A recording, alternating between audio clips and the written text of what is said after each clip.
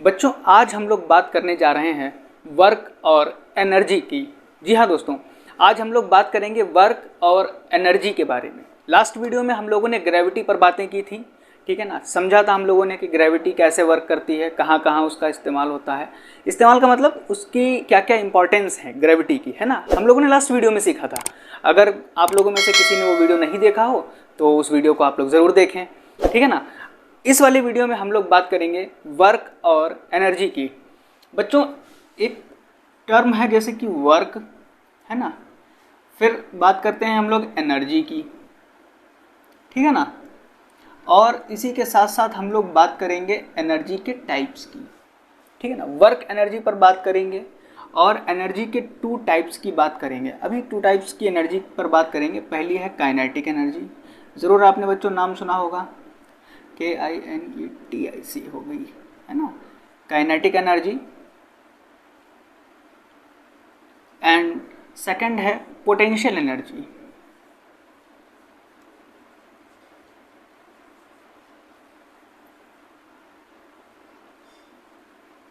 आज बच्चों हम लोग इन 4 टॉपिक्स पर बात करने वाले हैं ना।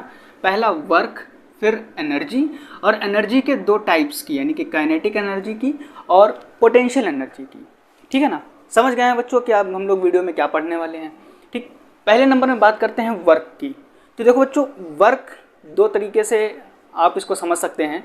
जैसे कि एक वर्क होता है जो हम लोग घर में कर रहे होते हैं, ठीक है ना, जैसे कि पढ़ाई कर रहे हैं, ये भी एक काम ही तो है ना। लेकिन साइंस कहता है कि वो काम नहीं है। अब ये थोड़ी सी प्रॉब्लम वाली बात हो गई कि आप पढ़ाई कर रहे हैं, काम कर रहे हैं, और साइंस कहता है कि नहीं, पढ़ाई करना कोई काम नहीं है ना। कैसे? अब हम लोग थोड़ा सा इसके बारे में बात करते हैं। मान लेते हैं कि एक दिन हम लोग बैठे और घर में ढेर सारा काम करने लगे। काम करने का मतलब पढ़ाई करने लगे, है ना। ढेर सारी पढ़ाई की, सुबह से लेकर के शाम तक हम लोग पढ़ाई करते रहे, लिखते रहे, पढ़ते रहे, ठीक है ना, सब कुछ काम किया। लेकिन साइंस ने कहा कि आपने इतना ढेर सारा काम किया ही नहीं, आपने तो बहुत छोटा सा काम किया, है ना। घर वाले कह रहे हैं नहीं, बच्चों ने बहुत ज़्यादा काम कर डाला, सुबह से पढ़ रहे हैं। लेकिन साइंस कह रहा है ऐसा कुछ नहीं होता। तो आज हम लोग ये समझेंगे कि आखिरकार साइंस के टर्म में वर्क की डेफिनेशन क्या है, ठीक है।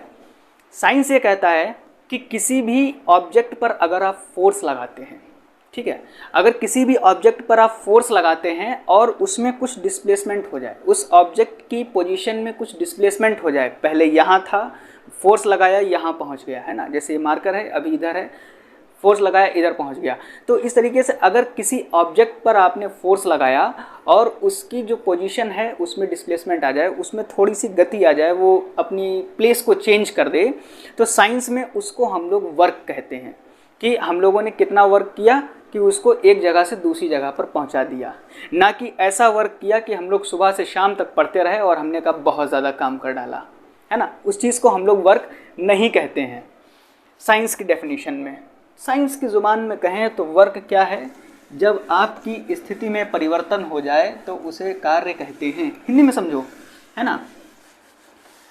तो अब हम लोग साइंस वाली ही डेफिनेशन की बात करते हैं, वो वाली डेफिनेशन की बात नहीं करेंगे कि जनरली हम लोग क्या क्या वर्क करते हैं घर में। घर में बहुत सारे वर्क हम लोग करते हैं ना, जैसे कि पढ़ाई का ही सबसे अच्छा एग्जाम्पल मुझे लगा, ठीक है ना। उस एग्जाम्पल से आप समझिए कि आप पढ़ाई कर रहे हैं सुबह से लेकर के शाम तक। घर में मम्मी ने देखा, मम्मी ने कहा अरे भैया आज तो बच्चे बहुत ज़्यादा पढ़ रहे हैं, है ना, बहुत मेहनत कर रहे हैं, बहुत काम किया। लेकिन साइंस कहती है कि पढ़ाई में आपने बहुत कम काम किया। आपने कितना काम किया? क्या आपके काम करने से किसी ऑब्जेक्ट की स्थिति बदली? तो सिर्फ इतनी ही तो स्थिति बदली होगी कि आपने बुक उठाई या कॉपी उठाई, नोटबुक उठाई, अपने सामने रखा, उसको खोला, इतना ही तो काम किया। बाकी आपने कितना पढ़ा, साइंस उसको वर्क नहीं मानता है ना। साइंस वर्क किसको मानता है कि मान लीजिए कोई ऑब्जेक्ट यहाँ पर रखा गया है कुछ इस तरह से, आपने इस पर फोर्स F लगाया कुछ इस तरह से, है ना, और इसकी जो स्थिति है, मतलब इसकी जो जगह है वो आपने बदल दी। यहाँ से ये ऑब्जेक्ट पहुँच गया यहाँ पे, है ना, यहाँ पे फोर्स लगाया और उसमें S डिस्प्लेसमेंट हो गया, यानी कि वो S दूरी तक पहुँच गया। तो क्या कहेंगे कि आपने इस पर वर्क किया। इसी चीज़ को वर्क कहते हैं साइंस की भाषा में, है ना। विज्ञान की भाषा में वर्क क्या होता है बच्चों, फिर से समझ लो, बार बार समझ लो, याद कर लो इसी वीडियो में, और इस वीडियो को आगे भी उन बच्चों तक भी शेयर कर दो जिन्हें वर्क समझ में नहीं आ रहा है कि आखिरकार साइंस की भाषा में वर्क किसको कहते हैं।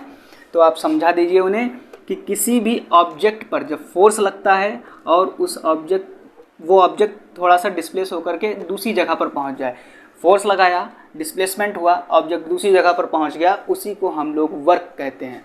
ठीक है ना। अब इसको लिखेंगे कैसे कि यही वर्क है, तो हम लोगों ने लिखा, आपको बताया मैंने, लिखा नहीं अभी खैर, मैंने आपको बताया कि किसी भी ऑब्जेक्ट पर किया गया वर्क, ठीक है, कैपिटल W बच्चों इसमें बनता है, ठीक है ना। किसी भी ऑब्जेक्ट पर किया गया वर्क उस ऑब्जेक्ट पर लगाए गए फोर्स और उसमें आए हुए डिस्प्लेसमेंट के बराबर होता है। कोई आपसे पूछे कि किसी वस्तु पर कितना वर्क किया गया, किसी ऑब्जेक्ट पर कितना वर्क किया गया, तो आप उसको सीधा सीधा फॉर्मूला बता देंगे, W = Fs, यानी कि उस पर Fs वर्क किया गया है। किसी ऑब्जेक्ट को एक जगह से दूसरी जगह पर पहुंचाने के लिए उस पर जितना फोर्स लगाया गया, उन दोनों की मल्टीप्लिकेशन को ही हम लोग वर्क कहते हैं। ठीक है ना।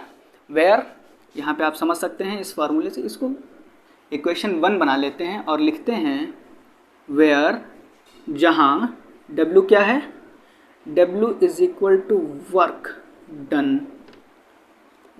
W क्या है, वर्क डन, जो काम किया गया उसको हमने W से डिनोट किया।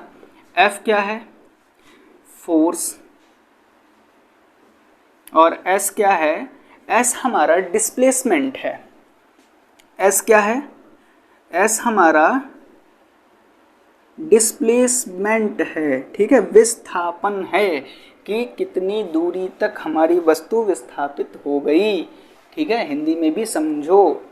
ठीक, ये तो हो गई वर्क की बात, बहुत छोटी सी बात थी। W = Fs में ही पूरा वर्क, बस खत्म। इतनी बात बताओ, W = Fs, बात खत्म। ठीक, अब अगली बात करते हैं। इस बात को बच्चों आप समझ गए, ठीक है ना। कोई पूछे कार्य कितना होता है, W = Fs होता है, कहानी यहीं पर ख़त्म। अब अगली बात करते हैं एनर्जी की। भाई काम करने के लिए तो एनर्जी चाहिए। अब चाहे वो काम पढ़ाई वाला हो या किसी वस्तु को एक जगह से दूसरी जगह पहुंचाने वाला हो, एनर्जी तो दोनों के ही लिए चाहिए ना। तो अब बात करें एनर्जी की, कि एनर्जी क्या होती है। किसी काम को करने की जो इफ़िशियंसी होती है, किसी वर्क को करने की जो इफ़िशियंसी होती है, वो एनर्जी कहलाती है। सीधी सी भाषा में बात समझेंगे तो कि कार्य करने की क्षमता को ही ऊर्जा कहते हैं। ये हिंदी में डेफिनेशन हो गई इसकी, ठीक है ना। चलो हिंदी में डेफिनेशन लिख लेते हैं, इंग्लिश में भी हम लोग समझ ही लेंगे। एनर्जी की परिभाषा क्या हो जाएगी, एनर्जी यानी कि ऊर्जा। ऊर्जा की डेफिनेशन क्या होती है, कार्य करने की क्षमता को ही ऊर्जा कहते हैं। अब कार्य करने की क्षमता से मतलब क्या हो गया, क्षमता को ही ऊर्जा कहते हैं। अब इसको थोड़ा सा बच्चों हम लोग एक्सप्लेन करते हैं, है ना, कुछ एग्जांपल्स देते हैं और अच्छे से समझ में आएगा।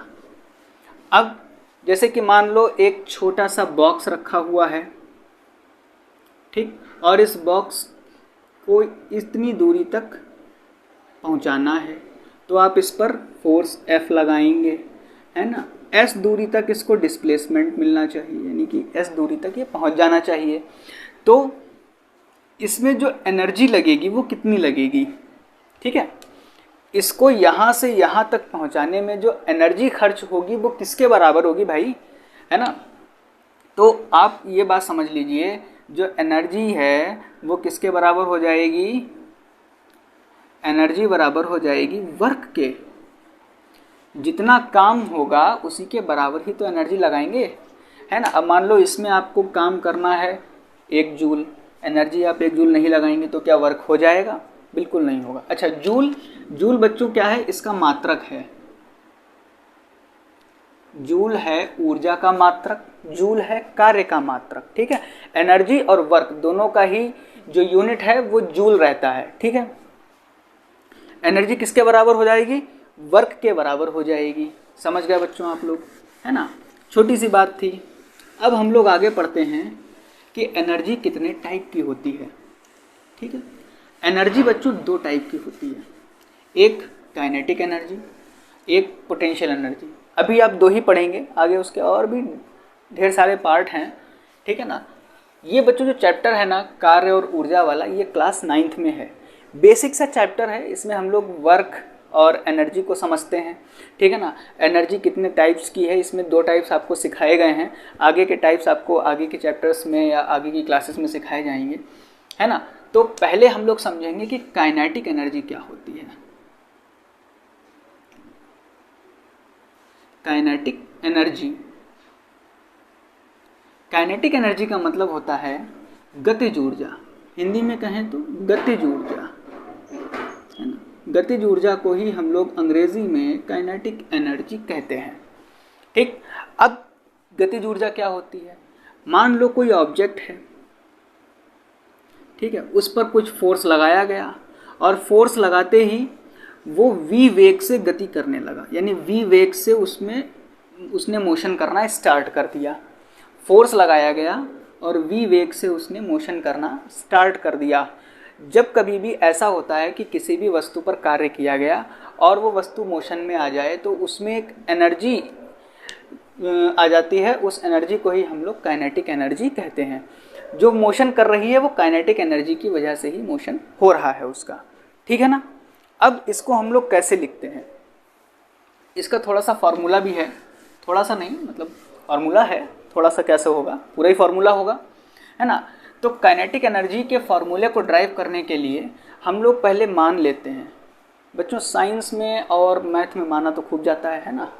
तो मान लेते हैं कि एक ऑब्जेक्ट है, ठीक है, लेट मास क्या होगा उसका, लेट कर लेते हैं कि कोई एक वस्तु है, उसका मास m होगा, ठीक, मास m है। अच्छा, जो वो ऑब्जेक्ट है ना बच्चों, इस समय कैसा है, अपनी सिटिंग पोजीशन में है, कुछ नहीं कर रहा है, फ्रीली पड़ा हुआ है, ना हिल रहा है ना डुल रहा है ना। तो उसका प्रारंभिक वेग यानी कि इनिशियल वेलोसिटी क्या होगी, इनिशियल वेलोसिटी को हम लोग लिखते हैं स्मॉल यू से। तो स्मॉल यू क्या हो जाएगी, उसकी इनिशियल वेलोसिटी हो जाएगी, ठीक है। अब अगर इसको मोशन में करना हो तो इस पर कुछ वर्क करना पड़ेगा, है ना। इस ऑब्जेक्ट को मोशन में करने के लिए इस पर कुछ वर्क करना पड़ेगा। तो इस पर जो हम लोग वर्क करेंगे, मान लेते हैं कि वर्क जो इस पर किया गया है वो F इंटू एस के बराबर होगा, ठीक। वर्क क्या होगा, F इंटू एस के बराबर होगा। इसको हम लोगों ने इक्वेशन फर्स्ट माना था, ठीक। अब अगर देखा जाए तो हम लोगों को एक ऐसी इक्वेशन चाहिए जो वेलोसिटी और डिस्प्लेसमेंट में रिलेशन को शो कर रही हो। अच्छा, जब इस पे वर्क किया गया तो वर्क करने के बाद में इसकी जो वेलोसिटी है वो क्या हो गई, अब इसकी फाइनल वेलोसिटी हम लोग लिखते हैं। फाइनल वेलोसिटी क्या हो जाएगी इसकी, जब वर्क किया गया उसके बाद में इसमें वेलोसिटी आ गई होगी ना, तो चेंज इन वेलोसिटी हुआ होगा। पहले यू थी इनिशियल वेलोसिटी, क्योंकि ये रुका हुआ है, चल ही नहीं रहा था। फिर जब इसने चलना स्टार्ट किया तब इसकी वेलोसिटी क्या हो गई होगी, फाइनल वेलोसिटी मैं मान लेता हूँ v हो गई होगी, ठीक है। और इसका जो एक्सेलरेशन है भैया, एक्सेलरेशन भी तो आएगा ना, त्वरण। त्वरण क्या होता है, वेग में परिवर्तन की दर को ही तो त्वरण कहते हैं, और हम इसको कैसे भूल गए। तो एक्सेलरेशन a होगा, ठीक। अब मास m है, हम लोगों ने मान लिया। इनिशियल वेलोसिटी u है, हम लोगों ने मान लिया। फाइनल वेलोसिटी v है, जब उस पर वर्क किया गया F इंटू एस। जब उस पर Fs वर्क किया गया तो फाइनल वेलोसिटी v हो गई, और एक्सेलरेशन क्या था उसका, a है। तो अब हम लोगों को एक ऐसी इक्वेशन चाहिए जो इसमें रिलेशन दिखा सके, किसमें, वेलोसिटी में, डिस्प्लेसमेंट में रिलेशन दिखा सके। तो बच्चों हम लोगों ने पिछले वीडियोस में 3 इक्वेशन ऑफ मोशंस पढ़ी थी, है ना। क्या थी, उनमें से थर्ड वाली इक्वेशन की हम लोग बात करते हैं। हम लोगों के पास है फ्रॉम इक्वेशन ऑफ मोशन, यहाँ पर लिखते हैं from equation of motion. Equation of motion से क्या होगा, और वो भी कौन सी इक्वेशन, यहाँ तो लिखना ही भूल गया बच्चों, third equation of motion. Third equation of motion क्या थी हमारी, v square minus u square is equal to 2as। कुछ याद आया बच्चों, है ना। हम लोगों ने लास्ट से लास्ट वाला वीडियो पढ़ा था, सेकंड लास्ट वीडियो होगा शायद, जिसमें हम लोगों ने v square minus u square is equal to 2as पढ़ा था।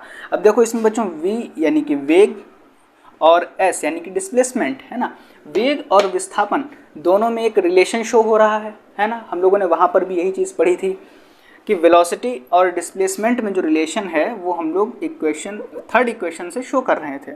अब इसमें हम लोग क्या करें, देखो इसकी वैल्यू, इसमें से कुछ वैल्यू निकालेंगे और W वाले फार्मूले में रखेंगे, पहली चीज़। ठीक, इसमें S है, इसमें भी S है, तो क्यों ना S की वैल्यू निकाली जाए और ऊपर वाले फार्मूले में रख के देख ली जाए कि हम लोगों को क्या मिलता है। तो इसमें ज़रा वैल्यू रखते हैं, तो यहाँ से S is equal to value आएगी v square minus u square upon 2a। यही तो वैल्यू आएगी बच्चों, v square minus u square upon 2a। ये वैल्यू हम लोगों को मिल गई इक्वेशन सेकंड से, है ना। अब क्या करेंगे, हम लोग जानते हैं वी नो, हम लोग तो जानते बहुत हैं बच्चों, है ना, और ये अच्छी बात है, हम लोगों को जानना भी चाहिए चीज़ों को। हम लोग जानते हैं कि F क्या होता है, हम लोग F को लिखते हैं ma, है ना, F is equal to ma होता है। ये इक्वेशन थर्ड बना लो भाई, है ना, second equation, third equation, F is equal to ma होता है और S is equal to v square minus u square upon 2a। ये हम लोगों ने फाइंड कर लिया बच्चों। अब हम लोगों के पास क्या काम बचता है, इन दोनों ही इक्वेशंस की वैल्यू इक्वेशन 1 में पुट कर देते हैं, है ना। कहाँ, W is equal to F S में S की वैल्यू और F की value F is equal to ma, ये दोनों ही वैल्यू इसमें पुट कर लेते हैं और देखते हैं आगे हमें क्या मिलता है। ठीक है, तो मैं थोड़ा सा ऊपर इरेज करता हूँ और आगे लिखता हूँ। बच्चों बहुत ही मज़ेदार से ये चैप्टर्स हैं, है ना। अगर एक बार आप अच्छे से समझ गए तो मुझे लगता है आगे की फ़िज़िक्स बहुत ही ज़्यादा आसान हो जाने वाली है ना। और बहुत ज़्यादा बड़े बड़े वीडियोज़ मैं नहीं बनाता हूँ, छोटे छोटे वीडियो बनाता हूँ ताकि आप लोग ज़्यादा बोर भी ना हों। चलिए लिखते हैं यहाँ पर, फ्रॉम इक्वेशन 2 एंड 3, ठीक है, value of S and F putting in equation 1, putting in equation 1 from 2 and 3, यानी इक्वेशन 2 और 3 से value of S and F, S की वैल्यू और F की वैल्यू किस में पुट कर रहे हैं, इक्वेशन फर्स्ट में पुट कर रहे हैं, ठीक है ना।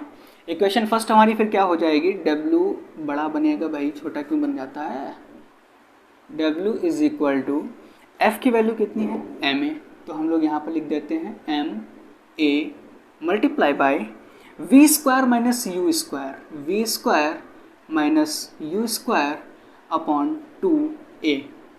ठीक, यही तो होगा ना। देखो बच्चों सही है ना, कोई गड़बड़ी नहीं, ma F की जगह पे लिख दिया, S is equal to v square minus u square upon 2a हम लोगों ने यहाँ पे लिख दिया, ठीक है ना। अब क्या करते हैं, देखो a से a हो गया कैंसिल, ठीक है ना, a से a हमारा कैंसिल हो गया, तो W इज इक्वल टू क्या हो जाएगा m और 1/2 यहाँ पे रहेगा, है ना, और v square minus u square, इतना आया, v square minus u square और 1/2 ma, m यहाँ पे हो गया। ठीक, इतना सा बच्चों हमारे पास आया, W इज इक्वल टू इतना हो गया। ठीक, अब इसको थोड़ा ठीक करके अगर लिखेंगे तो हमारे पास आएगा 1/2 m v square minus u square. ठीक, अब थोड़ी सी आगे कहानी समझते हैं। अभी हम लोगों ने आपको बताया था, हम लोगों ने नहीं, मैंने आपको बताया था और हम लोगों ने इस चीज़ जानी थी कि जो u होता है वो इनिशियल वेलोसिटी होती है, v क्या होती है, फाइनल वेलोसिटी होती है। और हम लोगों ने अभी हमने आपसे कहा था कि जो ऑब्जेक्ट है वो रेस्ट पोजीशन में है ना, रेस्ट कर रहा है, आराम से पड़े हुए हैं, भैया मत छेड़ो हमें वाला हाल है इनका, ठीक है, पड़े हुए हैं। तो जब ये पड़े हुए हैं तो इनकी u क्या हो जाएगी, 0, यानी कि इनिशियल वेलोसिटी क्या हो जाएगी, 0। तो यहाँ पे लिख लेते हैं if u is equal to 0। ठीक, क्यों, क्योंकि ये रेस्ट पोजीशन में है ना, इस पर कोई भी फोर्स वर्क नहीं कर रहा है, इसलिए ये u इज इक्वल टू 0 है। ठीक, तो अब क्या हो जाएगा, W is equal to 1/2 m v square, ये तो होगा, W is equal to 1/2 mv square. इसमें बच्चों कोई प्रॉब्लम नहीं होनी चाहिए, सीधा सीधा सा है। u इज इक्वल टू हमने 0 कर दिया इसलिए क्योंकि जो हमारा ऑब्जेक्ट है वो तो रेस्ट पोजीशन में है, और जब रेस्ट पोजीशन में है तो उसकी वेलोसिटी तो 0 होगी ना, वो तो चलेगा ही नहीं। ठीक है, अब अभी हम लोगों ने आपको आगे बताया था, क्या बताया था कि W जो वर्क है वो एनर्जी के बराबर होगा। अगर किसी भी ऑब्जेक्ट को हम काइनेटिक एनर्जी देते हैं तो कितनी काइनेटिक एनर्जी क्या हो जाएगी, E is equal to W हो जाएगी। अभी हम लोगों ने पीछे पढ़ा था ना, है ना। तो ये यहाँ पर हम लोग लिखेंगे वी नो, हम फिर से जानते हैं, क्या जानते हैं कि एनर्जी ही वर्क है, energy is equal to work. ठीक है ना, हम लोग जानते हैं कि एनर्जी वर्क के बराबर होती है। तो यहाँ पर जो W है इसकी जगह पर हम लोग E लिख दें, कोई प्रॉब्लम नहीं, इज इक्वल टू 1/2 mv²। ठीक, अब ये 1/2 mv², हम लोग बात कर रहे थे काइनेटिक एनर्जी की। बच्चों किसकी बात कर रहे थे, हम लोग बात कर रहे थे काइनेटिक एनर्जी की, है ना। अब जब काइनेटिक एनर्जी की बात कर रहे थे तो हम इसमें कैसे बताएं कि ये काइनेटिक एनर्जी है, इसीलिए हम लोग काइनेटिक एनर्जी का जो K है इसको यहाँ लिख देते हैं EK, है ना।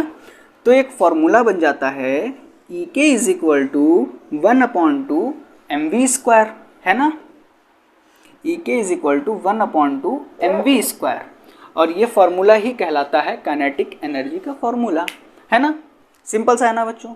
1/2 mv² is called kinetic energy of an object. जो ऑब्जेक्ट मोशन में है, जिसमें काइनेटिक एनर्जी है, तो उसको हम इस फॉर्मूले से फाइंड कर सकते हैं कि उसमें कितनी काइनेटिक एनर्जी है। बात समझ में आई ना बच्चों। चलिए अब हम लोग अपनी अगली एनर्जी की बात करते हैं, और इस वीडियो का लास्ट टॉपिक भी वही है, पोटेंशियल एनर्जी, है ना। पोटेंशियल एनर्जी की बात अब हम लोग करेंगे, आराम करेंगे, है ना। हम लोगों को किसी भी बात की जल्दी नहीं है, आराम से करेंगे। चलिए पोटेंशियल एनर्जी,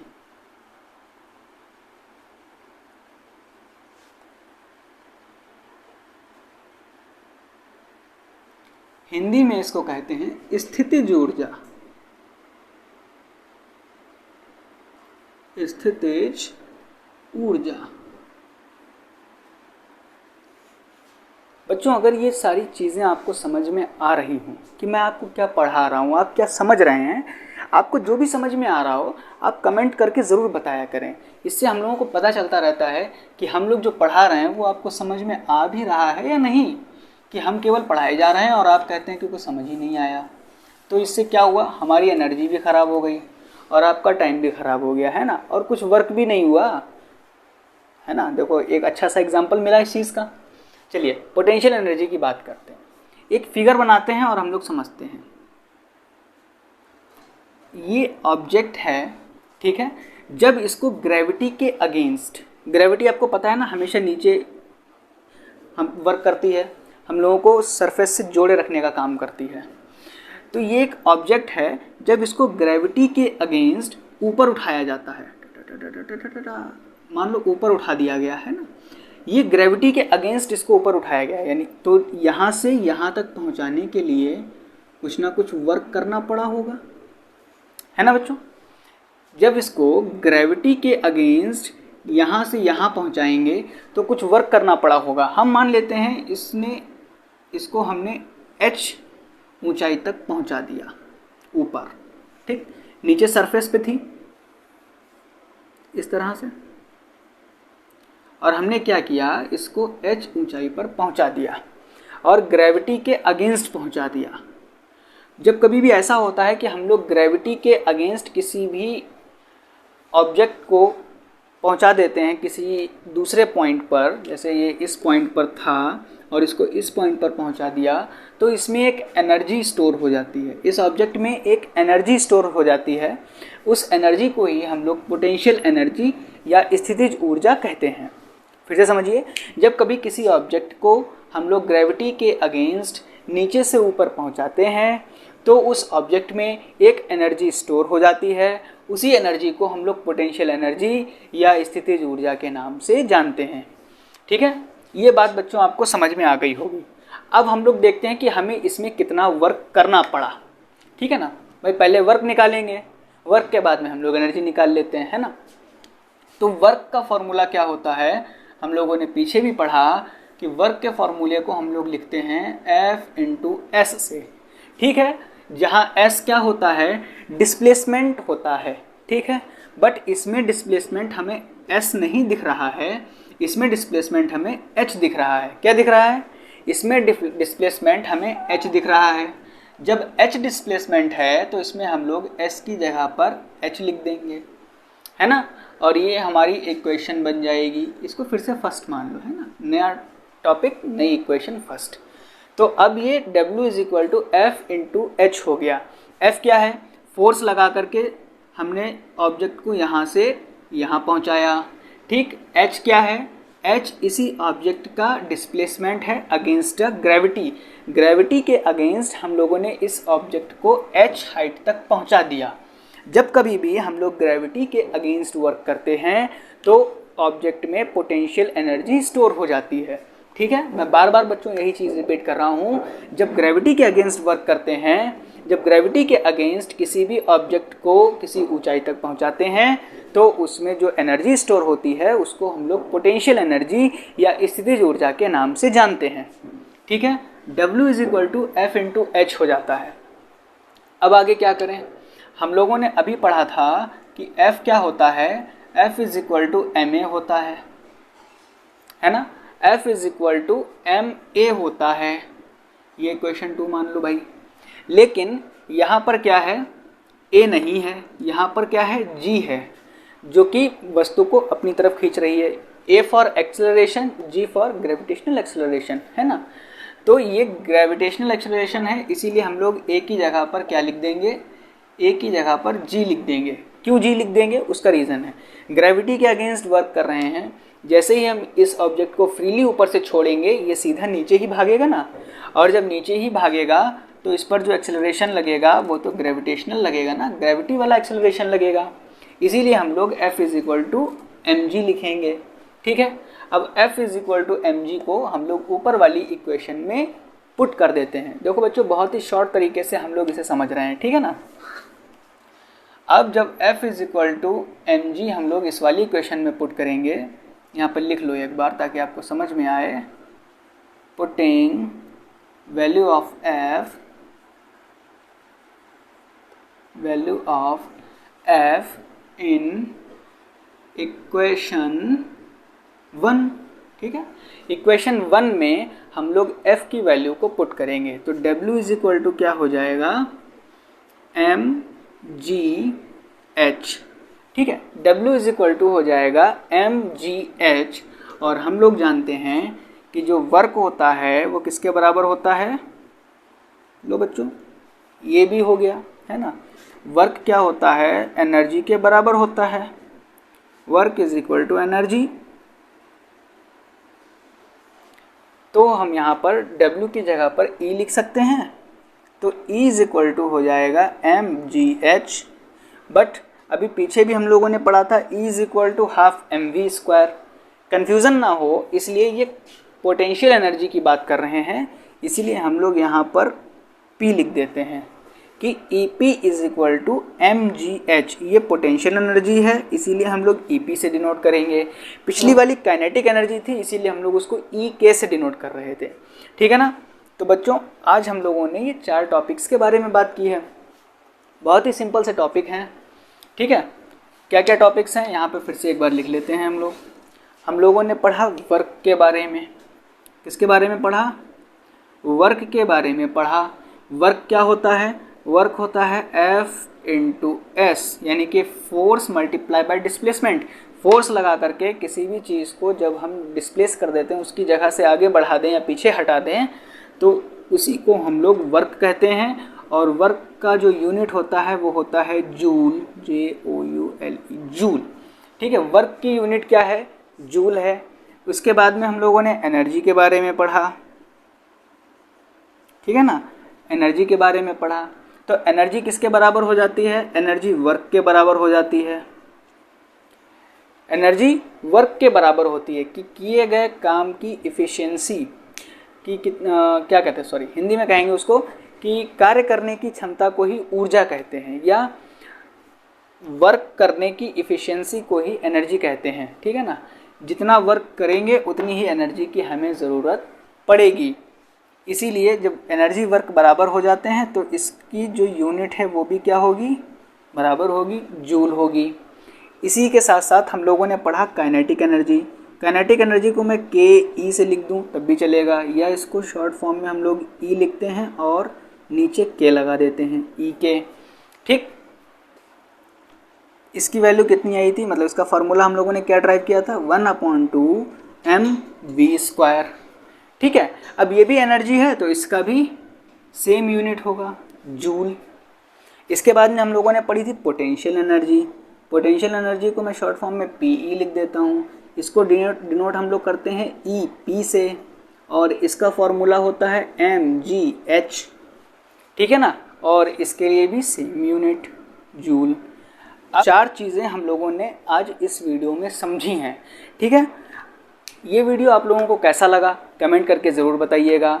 और फिर से बच्चों मैं आपसे एक बार कह रहा हूँ कि हम लोगों के टेलीग्राम चैनल पर आप लोग ज्वाइन हो जाएं, इंस्टाग्राम पर भी ज्वाइन हो जाएं, है ना।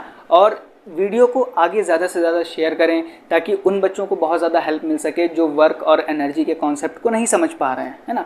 ये सिर्फ एक छोटा सा वीडियो है, इस पर हम लोग आगे और भी ढेर सारी मज़ेदार बातें करेंगे, मज़ेदार टॉपिक्स पर हम लोग बातें करेंगे, है ना। मिलते हैं अब हम लोग अगले वीडियो में, तब तक आप लोग इसको नोट करना चाहें नोट करें और अगले वीडियो का इंतज़ार करें। हम